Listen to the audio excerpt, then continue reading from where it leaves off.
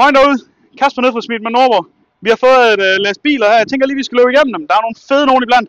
Den første her, E87 118D'er Pre-LC.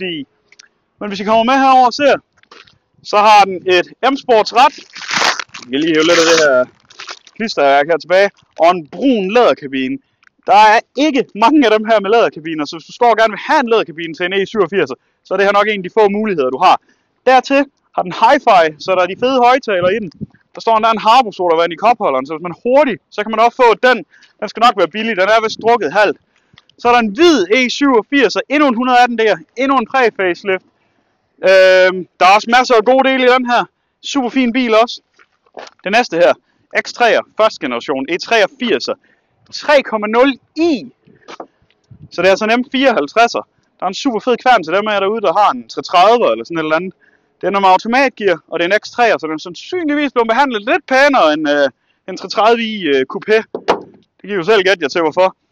Så har vi en E91 LCI med en M43 i. Som sagt, det er en LCI. Der er masser af gode dele i den. Der er soltag. Og fordi det er en LCI, så har vi de fede LED-baglygter med bagklappen dertil, hvis man ønsker at lave den ombygning der. Så en svingbart anhængertræk. Det er jo super lækkert ekstra udstyr.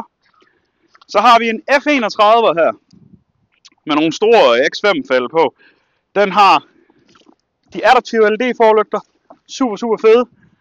Den har en beige læderkabine, sportslæderkabine, M-Sports rat, trælister, den store iDrive-skærm derinde, den store iDrive-controller, sort himmel.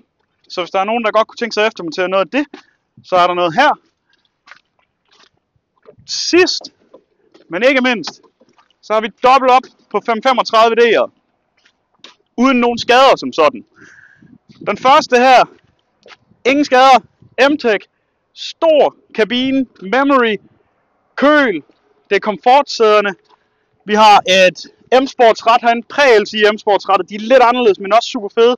Sportsgearkassen, paddle shift, soltag, sort himmel. Jeg vil lige prøve at få et kig herinde. Hi-fi selvfølgelig, når vi er oppe i det niveau her. M-indstigningslister. Shadowline. Oven i det, på trods af at det kun er en 35, så er der nogen, der har været lidt vilde og har fået eftermonteret 50i-50D rørhælerne herom. Så der er en fed ombygningsudstødning til nogle af jer derude.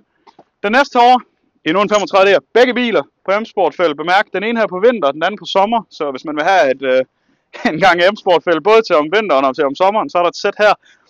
Det er en sedan, det er en F10'er. Desværre har den været udsat for noget teori. I kan se, der er en balleret siderude herom bag, og der mangler det meste af kabinen og sådan noget. Så der er altså ikke super mange godter tilbage hen. Men det betyder så, at bilen her, den har ikke været kørt ind i et træ eller en eller anden bil. Så der er ikke nogen skader på den. Masser af gode karosseridele, masser af gode undervognsdele. Mangler forlygterne desværre, men der er en fin M-Tech-kofanger heroppe. Og så er det selvfølgelig en 35D'er.